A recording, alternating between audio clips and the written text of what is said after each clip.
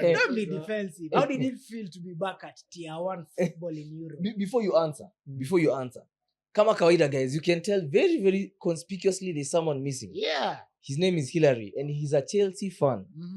Chelsea UCL favorite. Chelsea coward, UCL favorites, and Premier League challengers. Favorites. Title He is missing from this episode because of what happened this week. So Hillary Malumejificha will smoke you out. Tunakupika ukiwa kwenye huko. But anyways, Zeus. wako.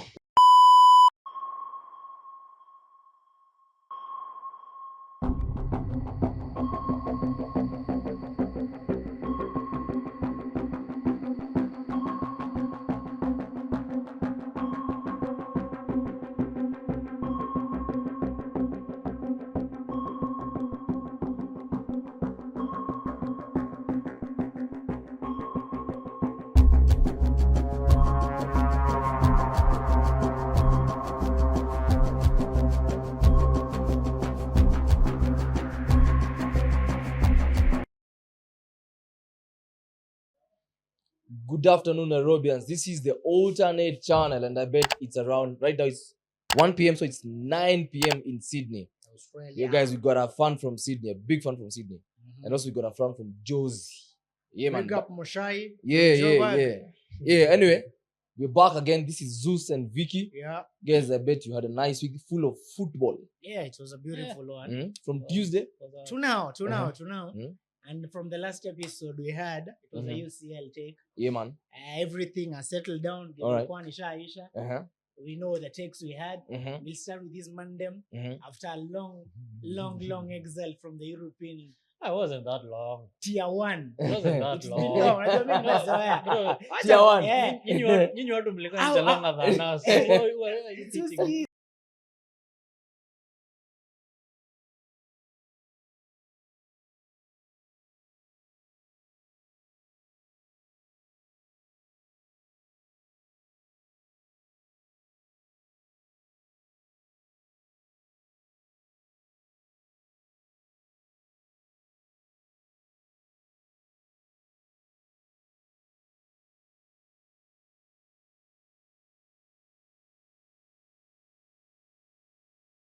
So jua kwako. How is it to be back in European tier 1 football? First of all, Yeah. rephrase that question. How is it to be back in European tier 1 football? You're not used to it. As tier 2 champions. champions. Nyinyi mko na hiyo tier. At least we are tier 2 champions. Yeah, it's Okay. Nyinyi you've been tier 2 for Mhm. nothing. It's okay. Yeah. How does it feel to play amongst the big boys? Baku memories. It's good. I know everyone is saying we got a draw Europa, Mhm. a Europa draw, Okay. which is funny. Hey, You're in tier you 1 know- playing tier 2 matches. you know, it's funny because when we won tier 2 Europe, Yeah. guys said we won it because for the first time there were no teams from tier 1 coming to tier 2. Okay. That's a fact. Yeah. Funny enough, Mhm. we beat the likes of Frankfurt. Where are Frankfurt right now? Tier 1. We beat Bodo Glimt. Where are Bodo Glimt right now? Tier 1. The Champions League. So Yeah. ideally, who we were facing in tier 2 Yeah. is who is at tier 1. Except Yeah. for one team who is not even in any Bro, team. that's a very finished team. I know the team you're talking about, that's a finished team. It bleeds red. We- It bleeds red. They're still bleeding. Yeah. And that is on them. We not talk about football. So anyway, football was back. I am a bit disappointed. Yeah. Mhm. We won, Okay. but I'm disappointed. We are not being reactive enough. Mhm. We are not being the team that started the season that was so aggressive moving forward, Okay. so good on the ball. We've become recyclers of the ball between our players. Okay. That is something that is annoying me. Mhm. We were supposed to learn from Bournemouth, according to our manager. Yeah. But we didn't learn. We Mhm. learned for the second half against Brighton. That is where we learned. Okay. Bringing on Xavi. He was able to do what we are supposed to be doing. Mhm.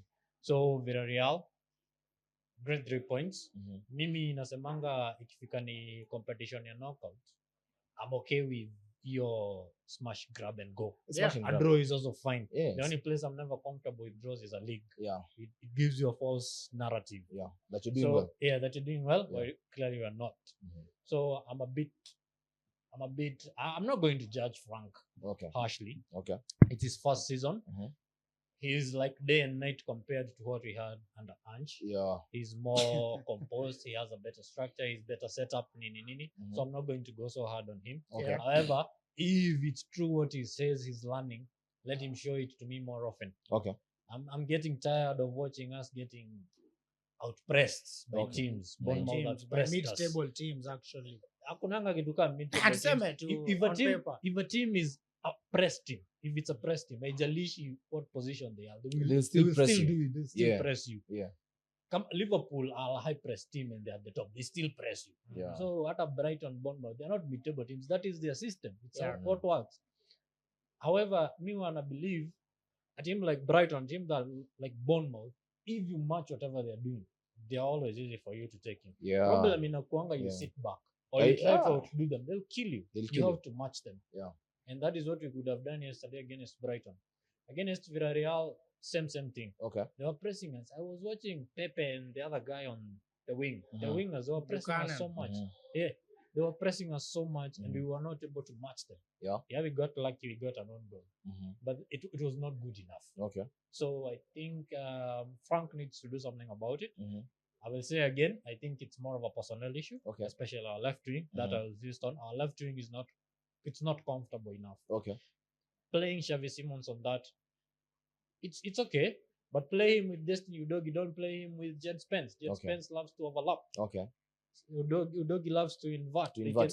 They can play so well with Xavi Simon if he's playing on the left. Yeah. If you're going to play Xavi, play him as a 10. Okay. However, it's a bit tricky playing him as a 10 because you have Lucas Begval, Pape Matassa, Joao Palinha, and Bentancur pushing and pushing in. It's In the same spaces. It's chaotic. Yeah. It's chaotic. Yeah. And all of them, when they're given a chance, they're taking it. Yeah. So it's a bit chaotic. So I think the manager has to try and figure out something. And it has to be so quick. Yeah.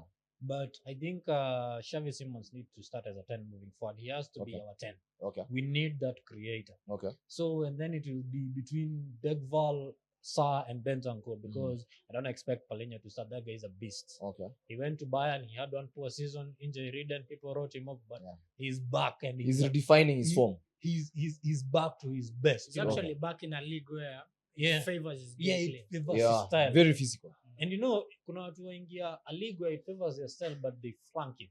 Yeah. Because maybe it's a different level, but Palinha is now at a level that he drives in. Yeah. So Xavi Simons Mhm. has to be our 10 Okay. moving forward. Mhm. Now it's going to be a chase between. It's a bit criminal. Mhm. Begval, Papesa, and I think Bentancur is that. Mhm. Bentancur Wow. is that on that shift. Man. Wow. Okay. Because these two kids, they're doing things, man. Especially Begval. I remember when he signed him Kerry, I told him more than once. Yeah. This kid, Yeah. look out for him. He's very coming. comfortable with the ball. He's very comfortable. He's so good at winning the ball in midfield and progressing it. Unlike Yeah. Palinha, Palinha wins. Palinha is a destroyer. Yeah. He's a total destroyer. But he's able to win possession and he can make a killer pass. Yeah. Begval will make the tackle. He'll take the ball and progress it forward. Yeah. Same thing with Papesa. Bentancur is a bit laid back. However, I like his composure. Okay. Bentancur is the kind of player who, let's say we are being pressed and we are in our defensive third. Yeah. And I see the ball go to Bentancur. I'm never worried. Okay. That guy has got this aura, he receives the ball, Yeah. he'll make a quick turn, and he will play us out of that press. Okay. However, with Sa and Pape, Pape. they'll do the same thing, and they're able to make that run into the Mhm. final that they can score at any time. Okay. The last game, the game where he scored his first goal Begval. against Begval. You were playing with last weekend. We beat them. Okay, Yeah, I remember. we beat them 3-0. Yeah. That run that he was able to make from midfield, the captain saw him pick the ball above West Ham. It was West Ham. away, West Ham, at- West Ham. at their stadium. Yeah. that London Stadium. run from deep to a point where the defender can see him running. A Mhm. player of 19 years old doing such things Yeah. means it's so hard for the manager to even bench him. Mhm. So for me, I think our midfield three is sorted. Okay. So also, what happens when Kulu comes back? When Kulu comes back, Kulu will have to play for his position. You know, but you see, if Bergvall keeps up, Mhm. doing this, it's going to be so hard even for Kulu to come and claim his position. He's Okay. going to have to fight for it. Okay. So at the moment, midfield three should be Xavi, Okay. Bentancur, and Palinha. That's a The good- rest that's a can good fight for a position. Okay. Okay. Plus, it's okay for them being starters, Mhm. knowing all too well if Palinha gets tired, he can come off, bring on Bentancur. Okay. If Bergvall gets tired, he can come off, bring on Sa. So the only person who doesn't have a clear backup Mhm. is Xavi. So if Xavi. Bentancur comes back, Yeah. and I don't think it's going to happen anytime soon. Yeah. If Kulusevski comes back, that's around January, February next year. Same as Madas. Yeah. Yeah. Madas hata sioni. Mm. What Labda about na huko Achigre? May. See, we still have Achigre. I actually saw him yesterday. I was like, this guy is still at Spurs. So you see, look, it's not about the personnel that we have. It's Yeah. about the quality that we have. Yeah. Something we've yeah. missed for a very long time. Yeah. And I also heard Frank say he Yeah. sees him more of a midfield Okay. than Ange, who was trying to play him at a right back. Right Yeah, difference. So you see, it's healthy competition, and someone is going to have to pay. Okay. By the end of the season, someone is going to have to be cut off, man. yeah. So Okay. it's a good thing for us. Okay. Because now I know midweek when we are going to play EFL. Peterborough, EFL, I'm sure we can start a different midfielder, not starting. Achigre can slot in there, Papesa can slot in there, and we'll still be comfortable. Okay. Yeah. So our problem is mainly on the left wing Okay. and backups for people like Kudus. Mhm. We also have an issue with strikers. Kudus, you do, but what about Brennan? For Kudus is not that bad because you have Brennan Johnson on Yeah. that wing. We do, but you see, me personally, for me, I He's like still Martinelli I light. like, yeah, but no, I rate him higher than Martinelli because his output is phenomenal. I love it. I love He- Brennan. his Johnson is output, a good his player. output. But you see, he can't beat a defender. He's weak on a tackle. Is he you know? English? Yeah, he's Welsh. Welsh. He's Welsh. Okay. He's not able to beat a man, Mhm. but I like his output. Okay. So you see, with Kudus on the team, there's no way Johnson is starting ahead of him No. unless the manager is setting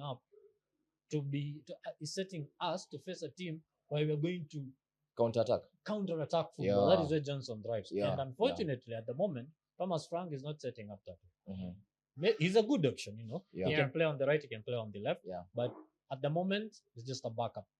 And Johnson being a backup is not also good because you see, for players who are more output merchants, Okay. they do not deserve to be on the bench. Yeah. You want output merchants to be on the pitch always. Okay. So it's a bit tricky for him. Our problem is mainly on the left, Mhm. but unfortunate for Tel. But hiyo ni mambo yao The manager. Coach. Uh-huh. Sielewi kwa nini. I like him. I think he's good. I think he's a young player who can become a world beater, but it doesn't seem to be working out for him and Frank. Okay. Because I thought he would even start yesterday, but Odobet started because Mm. apparently Odobet was training better. Okay. So yeah, that's between him. Maybe he'll get a chance midweek and impress. Because with Frank, if you're given a chance and you impress, he picks you up. Yeah, that's true. it. That's true. So yeah, It's so crazy how a good manager can turn the fortunes of a club, because us guys will always banter Spurs. But now Frank comes in, and all of a sudden there's a level of respect that Frank is commanding in the EPL. And it's good. It's good competition, man. Look at Ange Mhm. at Nottingham. It's okay. Him playing us. Ange or Ange. Ange, whatever. Eh, bana. Ange, Tunashanga, what are you speaking? Ange at Nottingham. Uh-huh. First game I can understand. Starting the first game away to Arsenal. at the Emirates, it's quite understandable. What I don't get is you have gone to Swansea. At the 93rd minute, you're giving up a game. Not even giving it up a game you're going to draw. in the Yeah. You are 97th, losing. you're Oof. beaten. With 4 minutes to go. But he's not staying there for long. That But- mafia man is going to boot him very fast. But bro, for Swansea, no one stops that goal, man. no, it's not about No, that. it's not But about two stopping. goals. It's not about stopping Two goals. the goal. 2 goals in the, And the you final see, minute. it's the same thing that used to happen to us. Yeah. under Yeah. him, we are able to score 2 goals. Yeah. But towards the dying minute, You can sustain it. we collapse. Okay. Yeah, it's the same trend. It's a DNA. Yeah, it's a DNA for Okay. him. But for you now, you at least have upgraded to a manager who is more is most. He has a better structure than Ange by far. Yeah. No, but I don't think Ange's structure is bad. Let's be honest, yeah. But It's not bad. It's just not sustainable yeah, and in it's the not Premier it's, League. It's That's not it. that Yeah, because at the solid. end of, I don't like criticizing a lot of managers because of sticking to their Philosophies. to their philosophies. Amorim. Like for example, I will yesterday, criticize Amorim any day. but no, like yesterday he said something. Mhm. It's something actually that I resonate with. Okay. Yesterday, Amorim was talking to the press, and he was asking them, "What is wrong with me stick to my philosophy?" Mhm. He gave an example of Man United, their team is at. Yeah. Why was Van Gaal? Why was Van Gaal under so much heat? He changed his philosophy. No, he didn't. He did not. He And, didn't. He did not. He came. He said, used "I'm to set up a sticking lot to of my defensive philosophy." approach, and Man United fan bashed him because they Mhm. wanted him to be an attacking manager. Okay. He was fired. Mhm. After him, who came? Ole. Yeah. No, Jose. Yeah. Jose came. Jose came and stuck to his methods. Yeah. What did Man United fans say? Bash They're him, boring, they're being a he's boring old, football. Mm. Oh. Nah. And then he's telling you I have a problem with personnel. He's still, yeah, but you're still complaining. You see, Van Gaal talked about the players he has are not good enough for his system, Yeah. but he was fired. Mhm. Jose came, said the same thing. Mhm. He He was was fired. fired. Ole came. As Ole for had so players, much passion. Yeah. Yeah, they forgot everything. They started bashing Ole that he's playing like a clueless man Yeah. Mhm. I remember. because he stuck to his guts. He Yeah. stuck to his methods. Yeah. So you see, even for Ange, Mhm. that press conference kind of made me realize something. Mhm. No manager ever has a bad or a poor setup. Okay. It's the sustainability that should be questioned. And if you're going to question the sustainability, it goes down to the club. How is it backing him? How are the players that the club has signed for him Yeah. doing it? So with the same Amorim, whatever Amorim said, it's Mhm. right. But Zeus, let me cut you off just for a minute, and I'm sorry for that. Mm. You have a team, right? Yeah. And you realize the kind of philosophy you have, these players cannot implement. execute. They cannot execute, right? Let me give you an example. Enzo Maresca. Enzo Maresca comes and says, Raheem Sterling, his contract runs until 2027 with a £325,000 a week salary, right? But according to him, this player cannot execute my type of philosophy and what I want him to play. So can you imagine you have these players who are on average, let's say bang average players, but your philosophy, you really want them to understand it. Don't you think sometimes it's important for you to twist it to suit the players and see whether they can actually execute what you're thinking to their strengths? Because a manager has the responsibility to play into your strength. But you see, it's a fair argument. But Yeah. so okay, you have 11 players. Yeah. Each player is unique. Yeah. Okay. Yeah. How are you going to fit each and every one of them Yeah. so that you can play to their strengths? Okay. You see, at the end of the day, it's a very good argument. Yeah. As a manager, you should tweak to fit Yeah. the strengths of your players. Yeah. But each player is strong in their own individual way. So Yeah. at the end of the day, Mhm. the manager's philosophy, in my opinion, Carries the day. because of what Amorim said yesterday, Yeah. what the manager believes in, Mhm. at the end of the day, it's more important than the strength of a player. Okay. Because, Okay. for example, let's look at us, the Highline we used to play under Ange. Mhm. Okay, it's a good thing defensively. Yeah. But if you look at the entire structure, if we were going to play to the strength of our players, we wouldn't Romero. have played that Highline. Yeah. Yeah. We would have played something more defensive. Yeah. But it's not his philosophy. It's Okay. not his style. Okay. Gotcha, So, man. Gotcha. It's fine kutetea manager na Mhm. kusema a tweak. Mhm. Yeah, small tweaks are okay. Small Yeah. tweaks every now and then are fine. Okay. But at the end of the day, a manager should not The lose philosophy has to be seen. it has to be seen. Yeah. That is something Man United fans fail to Mhm. to accept. Okay. Because to add a point to what you had asked, yeah, you know it's a domino effect. Yeah. If let's assume the four of us play single, but Zeus is a better player, but there's a certain way Zeus plays Mhm. that is not conducive with what the managers wants us to. Yeah. So the moment we play to his strength, it will affect It how will he- affect. Yeah. So it's a Yeah, domino because- effect. Okay. Yeah. So as a manager you see like for example Amorim hasn't been there for like a year. Unakumbuka hata sisi after we won the FA Cup for us to win the FA Cup, Arteta adapted to the personnel he had Yeah. and used the back three. Mhm. Then we went into a new season whereby you remember there's a time we had a terrible form Yeah. when it was just LLD. It's the time that Norwich were ahead of us. Yeah. But back then, Arteta stuck to what? To his philosophy. Because if I stick to my philosophy, then I can tell my board, this is how I want to play. But These the are players players that I I have want. are not good enough. Okay. So when I go to the market to look for players that are going to fit my system, I already know how I want to play. Yeah. So you can go look for players according to how I want to. See, that is how we built. Okay. He tried and error to a point side to Mefika. We have at least 2 players to suit his philosophy. Unfortunately for Man United, those signings that fit a manager rarely come. The problem now comes, it is not about even the signing, it's about the manager that was there previously and the ability for their board to actually know if we sign a player, is it just for this manager or is it the player for our future?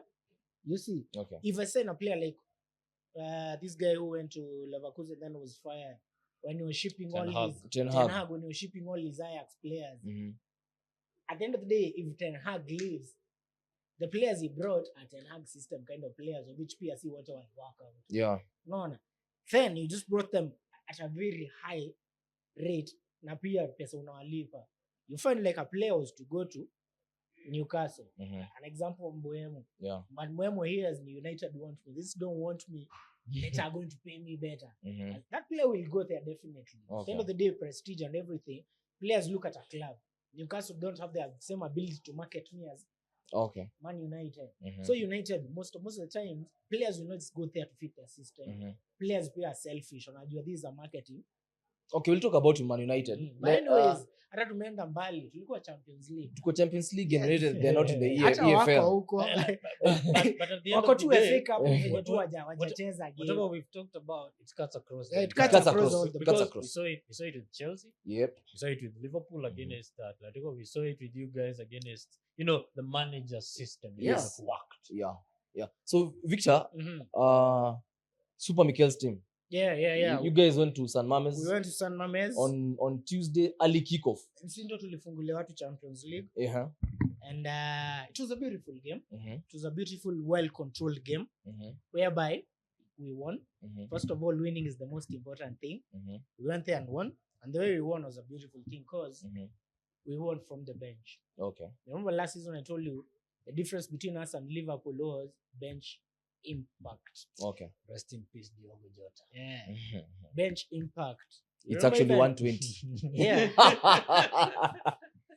The bench impact. Because Nottingham game, you bring on Trossard gives you an assist. Okay. A few days later, you bring him on and Martinelli, and they have an impact. Okay. And then from that game and the Nottingham game, there's something different that it is trying. When Rice starts on the left, what is it called? Left side of midfield. Okay. Most of the times he overlaps. But if you have noticed the past few games he's played, he's playing more like a double pivot with Zubimendi. Whereby you see even Zubimendi is progressing more than Rice. So I think, and then Merino, when he plays Merino, he doesn't play more predominantly on that left midfield area. Yeah. He's more like a backup striker, like a second striker. The shadow striker. A manager is trying different things. And usually say at the start of the season is when you start things. You try different things because later on uwezaanza kujaribu vitu zingine in March. Feb. It's too late for that. So let me try right now.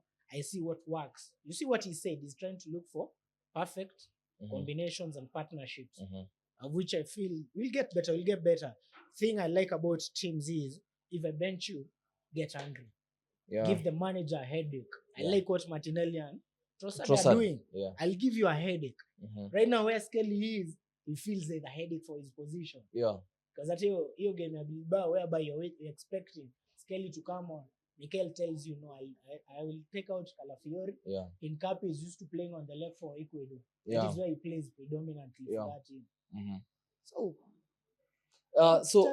So there's this narrative that is going on in social media, and especially the Kenyan football, or rather the global football market community, rather, that you guys are playing boring football because you're starting 3 CDMs in Merino, Zubi, and Rice.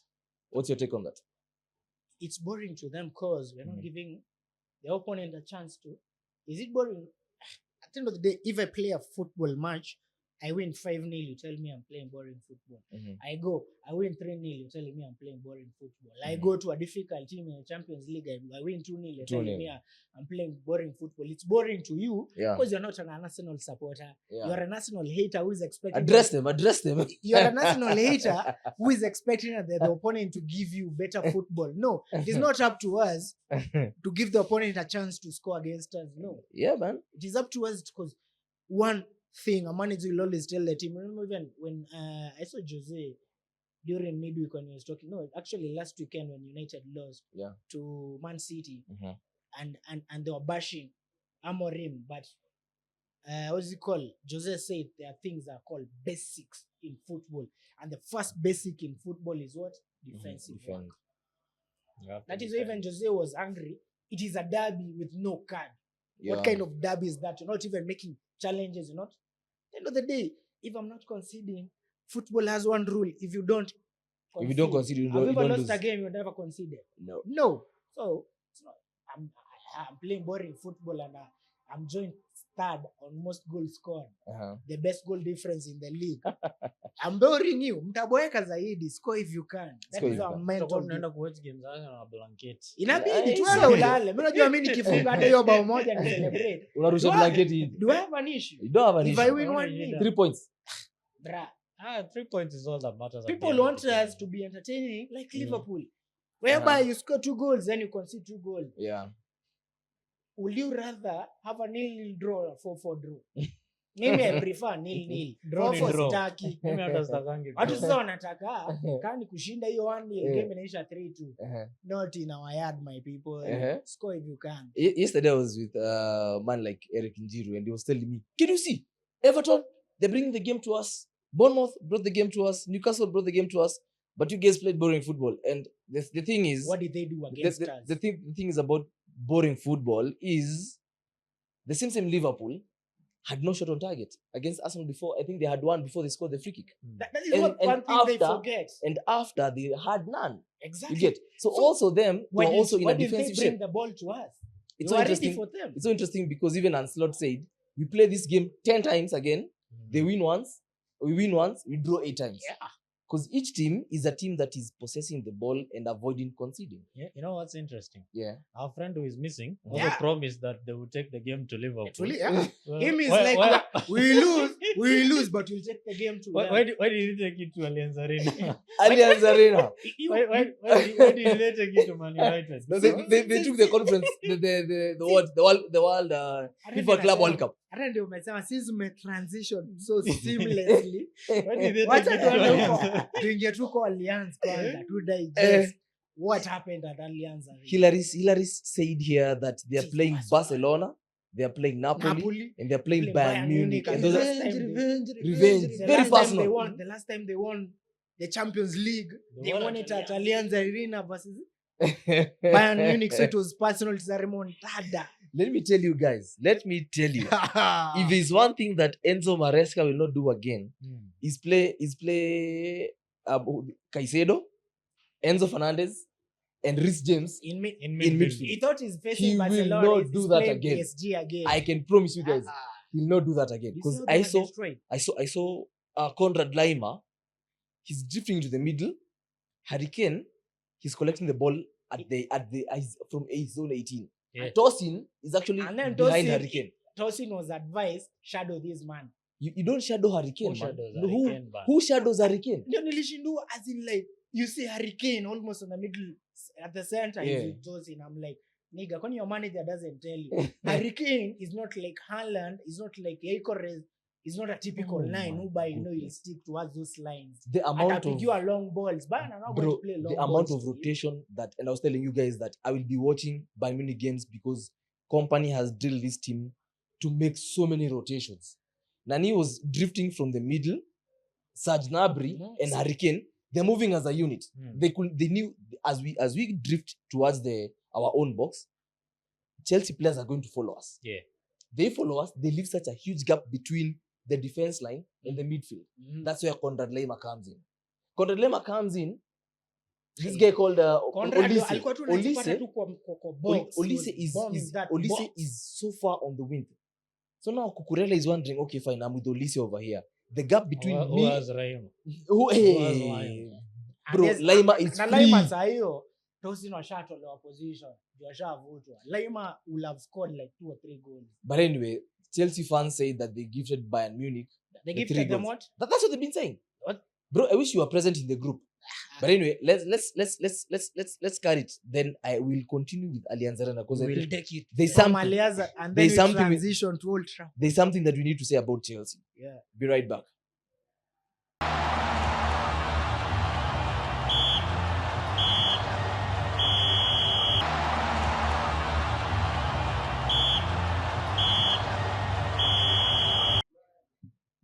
Yeah, we're back, and we're starting once again from Allianz Arena, where Harry Kane was having dancing chairs with Tosin. But bro, can you imagine?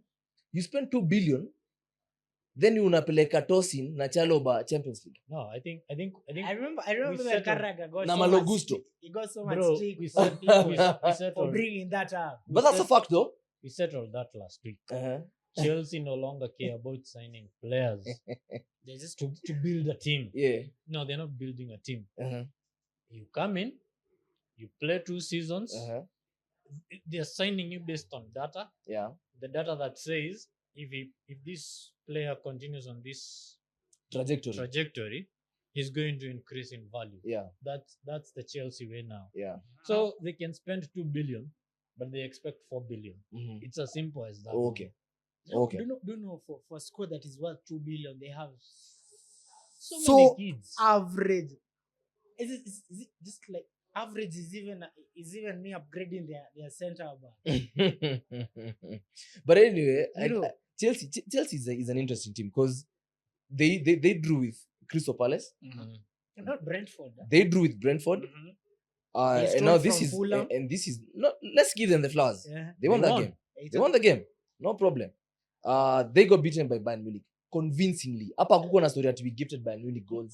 Because narrative that's a narrative. walipigwa pro. But also, Zeus, for someone to say that we gifted them 3 goals, it means there's something the opponent was doing I right. was doing better. I Right? was pressing Yeah, you Sindio. more. So if I pressed you better, and then If, for your example, distribution is poor. If, for example, Malo Gusto gets the ball, he's being pressed by Conrad Lima, and I think it was Olise or Stanisic. I can't remember those 2 players, but he had 2 players, Bayern Munich players, on him. Mhm. So the only way he could have done, is play the ball behind. What happens? Harry Kane receives the ball and he's very happy. The same thing yesterday. They could have been killed by Man United if Dog knew how to play football. No, hold up. We'll come to yesterday's game. The other goal, Caicedo is busy. It's like he's in a hugging competition. Yeah, he's trying to And take a jersey. and you know, and he said, Anataka jersey ya Bayern. nilishindwa. Okay, fine. This guy is in the box, and you know these strikers. Any simple contact with him, He's going down. he's going down. It doesn't matter doesn't whether it's matter. warranted or Yeah, not. He's going down. Ref will decide. The referee will decide. Na unajua manze, if the referee decides there was contact, Really? however minimal. Hata Bro, zile you're cooked. handballs zilikuwa zinapeanwa pena. For the more the caliber of striker who is going down.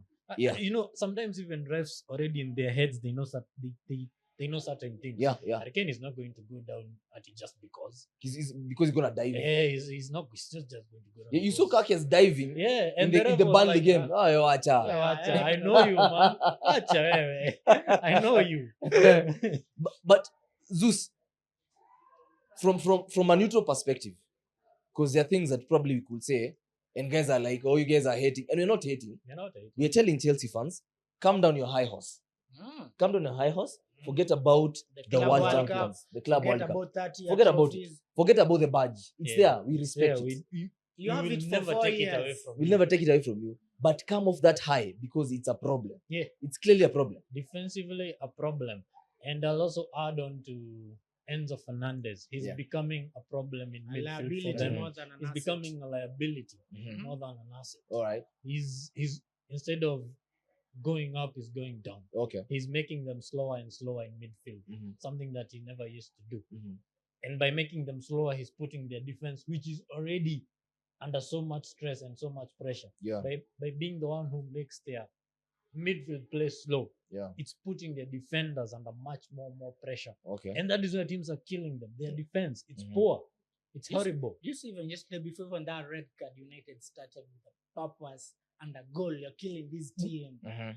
No, from the first minute. Yeah. United wanted to win that game. Okay. From the very first minute. Okay.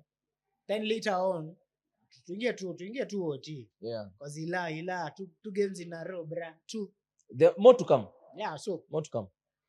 you've gone to Old Trafford. The game has started. Yeah. It is understandable they were going to start slower. Yeah. And United got whooped, had a whole week to be angry, had a whole week to train, had a whole week to look forward to this. And to play friendly. Midweek Yeah, Chelsea friendly. midweek Chelsea walienda But Germany. Germany wakafanyiwa maneno. So Yeah. unaona, so Man U mko na ile confidence fulani bana, we need to do something. Mhm. Game inaanza from the first minute tunapressiwa. Red card ilikuwa dakika ya nini ya 4 hapo. 5 minutes. Of which it Fifth was, minute. it was Mbeumo had already killed them, and previously, like a minute later, Yeah. he had made the same run, Yeah. same exact Yeah. run. Now here's where I have an issue with the manager, still a rookie. Yeah. You have a red card, yeah? Yeah. Why are you taking out 2 players? And then you're killing both wings. Yeah. You're not even taking out a defender and a winger. You're midfielder. taking out both your wingers. Yeah. For a new goalkeeper, Steva hata before pigwe sub, tulikuwa na watch ball na Jimmy. Mhm. Akaniambia sub, hapa tu tutatoa Steva. Estevao. Akatolewa ni sub. It was clear as Mi kidogo- day and night. mi kidogo- Estevao was the one who was going off. Yeah. Kidogo naona Steva ameingia, naona tosi na pale. Mhm. Even Neto was angry.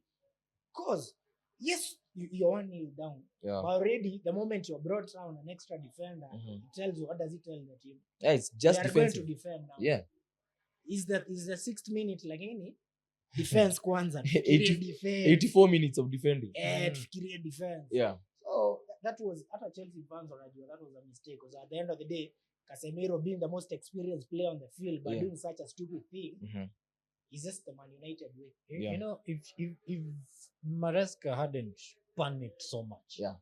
that one substitution, Estevao, Estevao just Yeah. managed you know, the game. you can play a 4-2-3. You can have a double pivot of Yeah. Caicedo and And Enzo. Yeah. Or even a 4-4-1. Or 4-4-1. Even Yeah. that one there's no necessary Joao Pedro has Joao to go Pedro doesn't stick hook on No, the- he must. Hata He rudi must not. midfield. He must not. Joao Pedro can play as a 10. Yeah. He can play as a winger. See, So lazima you acheze have a 9. winger who can be making those runs. And, along the line, and actually, but you just don't maintain have. Neto. Bring off Pedro to the middle because Neto has space. Yeah. Play a long ball behind the defenders. So, and Zeus, I think this is the same thing I saw with Ancelotti during the Burnley game. Kakes gets a yellow card. I know different people are saying, oh, it was cautionary and all, but I'm thinking players get yellow cards in the 4th minute and they finish off the game. Yeah, they do. But Kakes gets a yellow card, gets hooked at 36th minute. Do you know the These funny guys thing? get a red card at the 4th minute, and you basically your forward line that could have afforded you goals. Goals. You 'Cause take at it the end of the day, away. you, You get- take it you off. get the chance. When The you're chances are playing going to 10 come. men, This you is know Man it's fine. United. Yeah, bro. This is ogopa Man United nikiwa 10 man. Yuko Man United nayo. Hapo. This is ogopa Man United nikiwa 10 man. Mistake hata let me show you the second mistake he made. When Yeah. you anasema, Sinisa washapigwa red. The game starts in the second half. By the 50th minute, Enzo had already gotten booked. Yeah. And Kukurela had also a yellow card. Nilikuwa na watch game na Jimmy.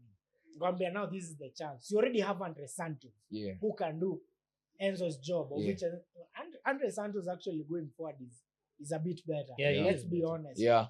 That is the chance you'll have gotten to hook Enzo. Hook Enzo saa hiyo. Mhm. Eka winger. Mm. Hata nilikuwa nataka kwanza Garnacho weko juu ya shit horse. Yeah, Proper. lazima. But Mandem decided no. But do you know what Nani said? Enzo Maresca said the reason why he brought in more defenders is because Man United were attacking with 5. I'm like, no problem, attack with 5. What's the quality of the attack? Yeah. You see, What- you can what have is attacking? bodies. You can have bodies. that are not But what's the helping. quality of the attack? Ahmad, I mean- Ahmad was having a stinker. Absolutely. An absolute stinker.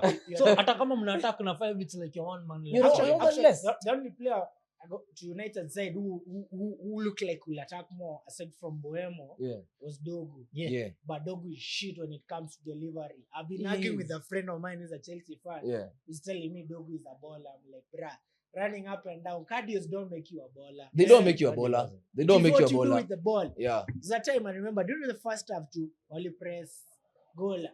Akapea dogu ball huko. Sesko kwa hapa katikati. Cross ilipigwa hata Yagets anataka kuwa na pressure. Nothing. Kuna place pia where Dogu got the ball during the second half. Yeah. Ameingia tu vizuri akona space to do everything. Unapiga cross. There's so many times, Vicky, as you're saying, there's so many times United players had the ball in Chelsea's half To do something. and they had men. So many counter-attacks And and did nothing. Nothing. End product was Nothing. zero. Nothing. Coming into the second half, Chelsea has more possession. Yeah. They have more final third entries. So if Maresca would have been wiser and brought on an attacker who would have helped him. Very I early. also From like the 60th minute. Reece really decided to turn up in the second half. You know? So they needed more bodies who are offensively oriented. Yeah. To supplement what Reece James was bringing. He was bringing the heat Because even defensively, they were looking a bit okay. better than They were looking better. Then the game goes 10-10, and I'm like, okay, fine. 10 men. All right. Yeah, 2-0 down. And honestly, I feel like Casemiro was a bit hard done. And everybody's saying that's a yellow card foul. It is. And it's fine. But also, I feel in a game state where everyone is 11-11 and no yellow cards, that's going to be given as a foul. Yeah. Angepewa.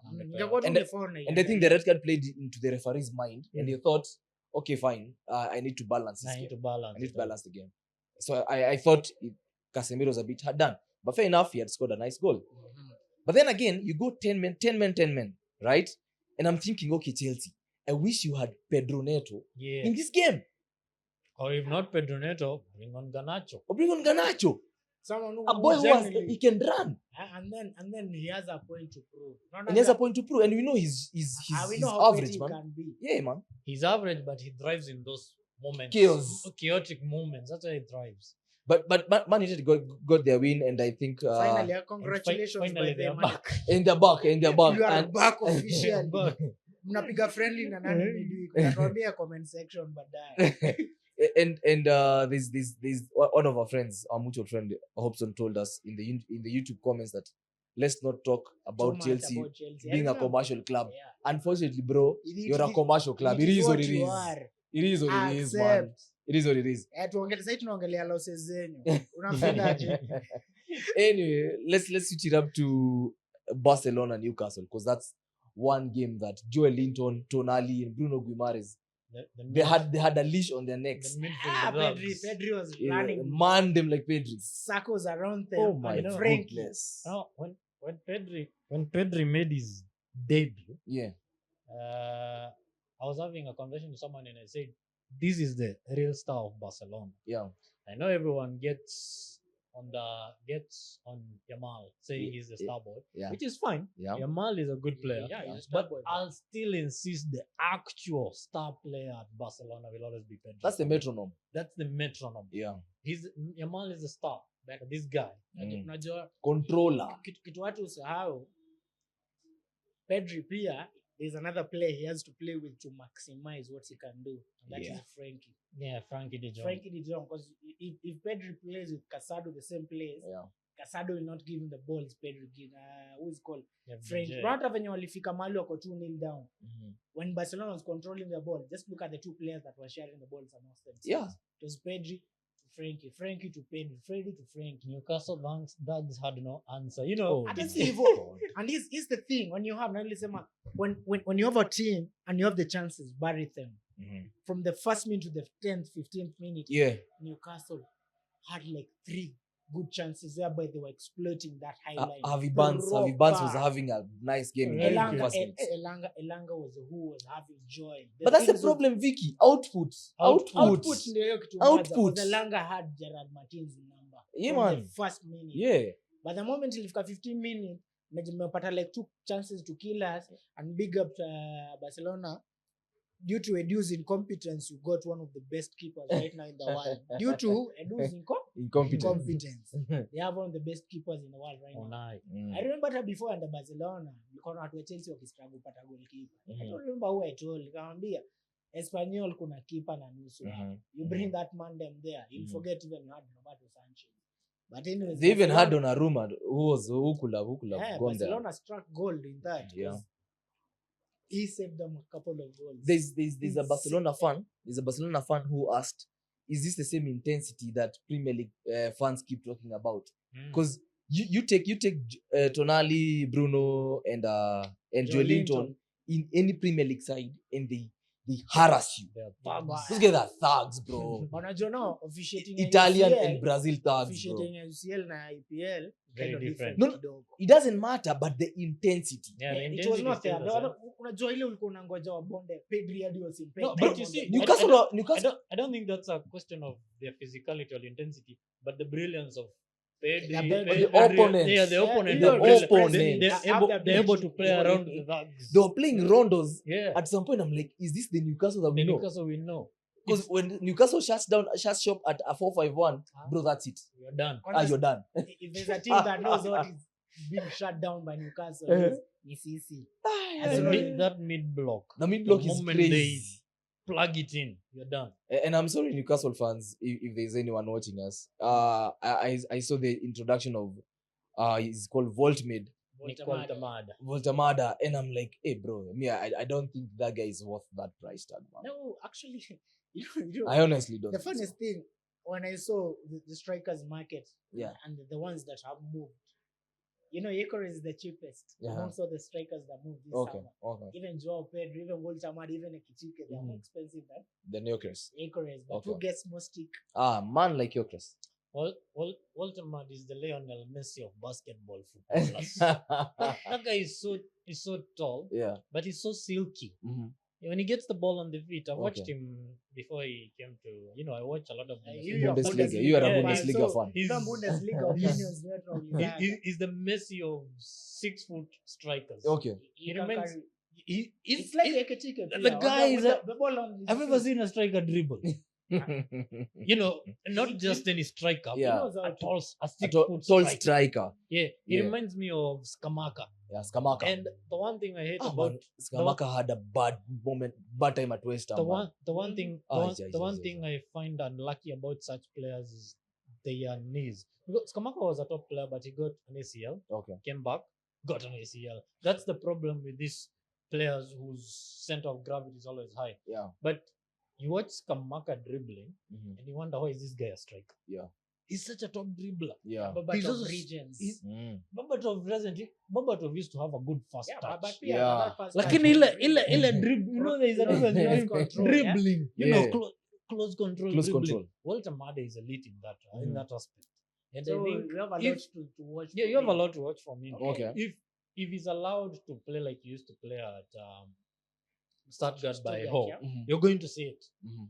He's the kind of guy who receives, he's tall, Yeah. so he's a target man. He's Mhm. the kind of guy who receives the ball. Yeah. Target men receive the ball and pass And knock it off. and knock it off to Yeah. the Ba- wingers. Bounce back. Yeah, So- bounce Yeah. it back to wingers, bounce it to midfielder. No, in the Walter wingers Mad- Newcastle will have, Mhm.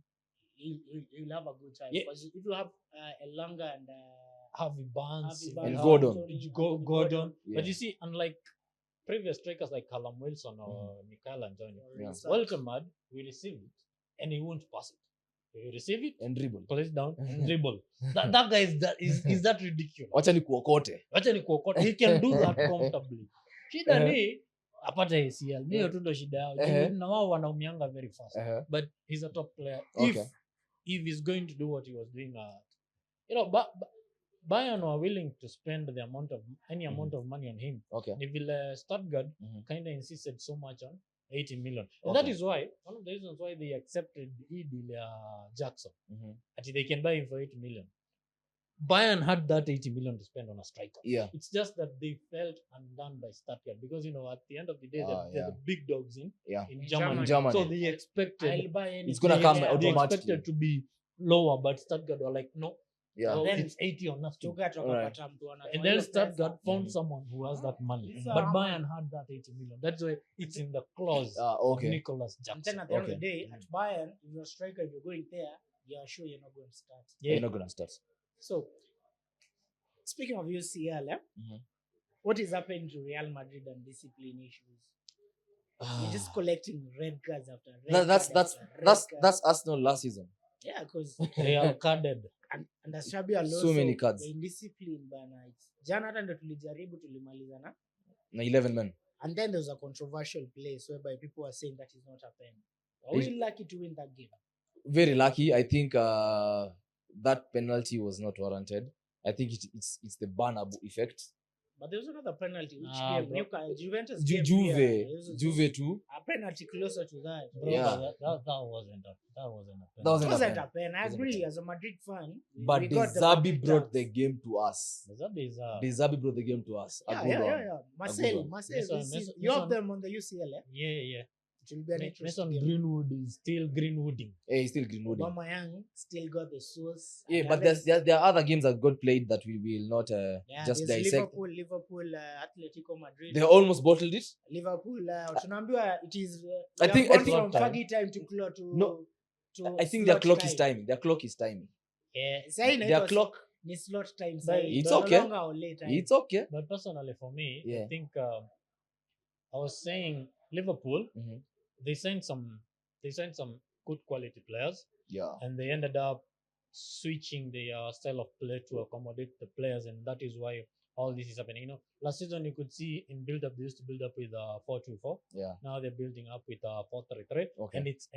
and that change Mhm. has reduced the output of Salah. Yeah. Because, Absolutely. Yeah. Now Salah used to play with two players dragging the defenses, and he would have a lot of open spaces. Yeah. Now they do not have that. Yeah. So current at the moment, they're trying to fit in the players into these new styles that they have, and now the old players, the ones who are the core players last season, Yeah.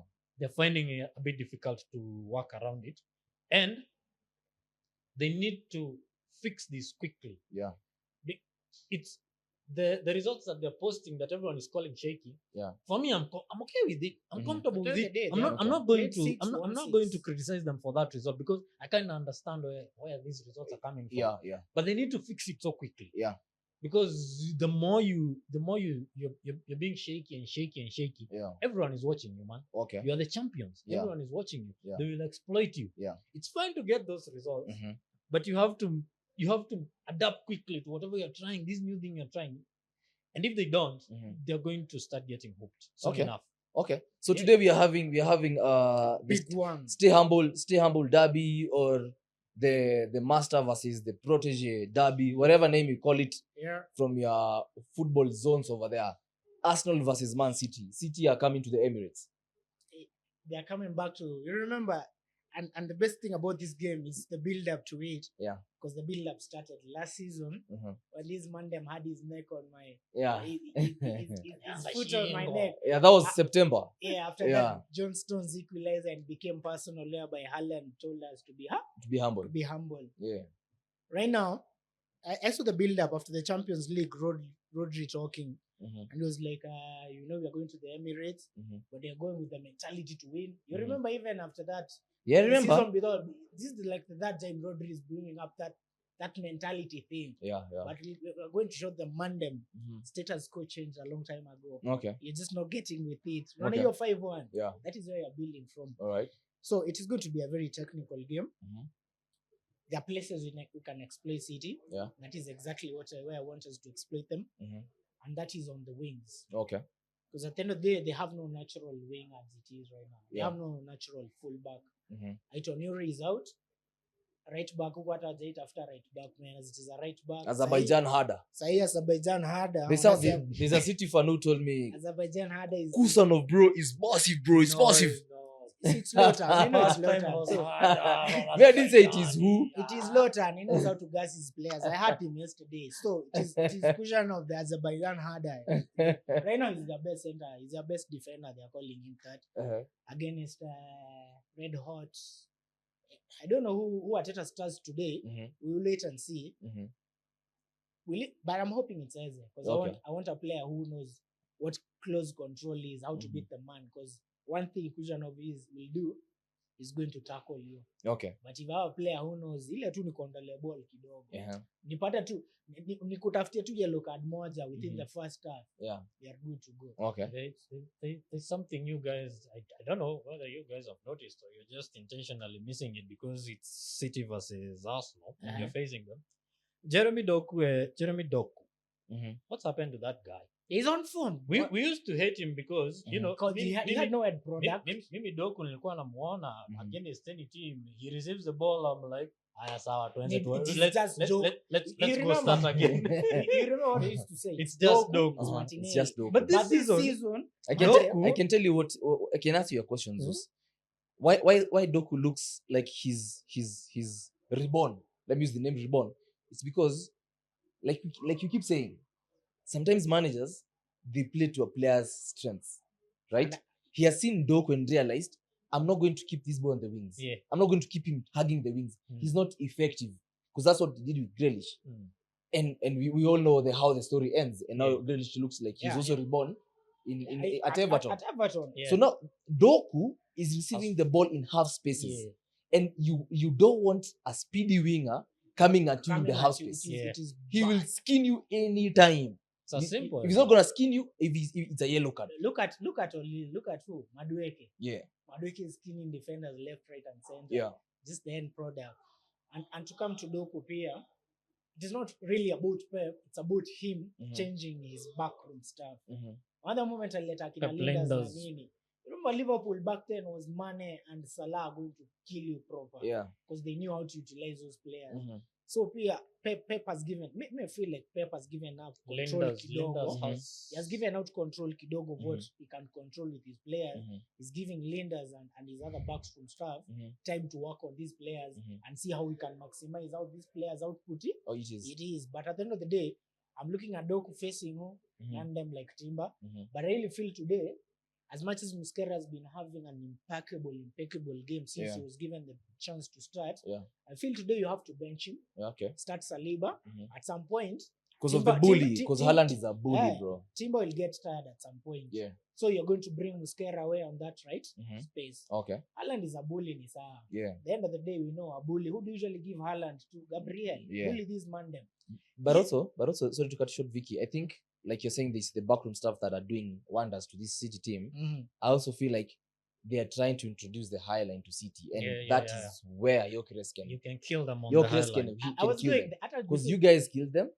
Brighton killed them. Although for us, we didn't kill them by expecting the high line. We used a very aggressive high man-to-man press. Yeah. No, Zeus it's a high line because you remember when Stones was trying to get off, ndio akaslide ndio Richarlison aingie ndani for it to cross the ball to Johnson. They were really high up the pitch. They were pressing you guys. Yeah. They were always almost on your half. For us, we went man-to-man. You guys went man-to-man. Brighton did the same. Strand Larsen almost got them. Yeah.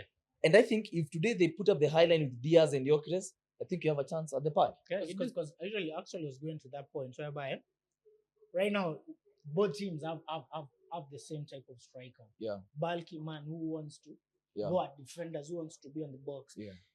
And I know Sporting was under Amorim back then when they beat them 5-0 clean. And I've always said this, Ruben Diaz had one of the best debut seasons for centre back. Remember the first season, Ruben Diaz, the first and second season was after that. After last season, you can say Akanji was their best centre back. There's something about Ruben Diaz these days. If you bully him proper, you're going to eat him alive. All right, so wind up with your prediction. Prediction: 2-0 to the Arsenal. Okay, Zeus, what your prediction? 2-2. Yeah, 2-2 draw. You want a high scoring draw? Yeah, that's what I can see. I you guys can suffocate them defensively. Okay. But they also have Haaland, who is a beast. Okay. That new reborn Doku, and looks like Phil Foden finally is getting started. I've started to mention Bukayo these days online. I'm seeing Bukayo Saka being mentioned. You always know when Foden has 2 or 3 good games. Yeah. So for Bukayo Foden, Saka comes up. Foden is back. Okay. So I think because of those 3 players, they can score 2. All right. Score 2. So I mean, I don't see a draw as you're saying, but I think Donnarumma is going to decide this game. But I still see a 2-1 win for the Arsenal. Okay. Yeah. That's fine. All right. That's it for the guys. See you on Sunday. Let's dissect what happens at the Emirates on Sunday. And we'll see you again. Peace, man.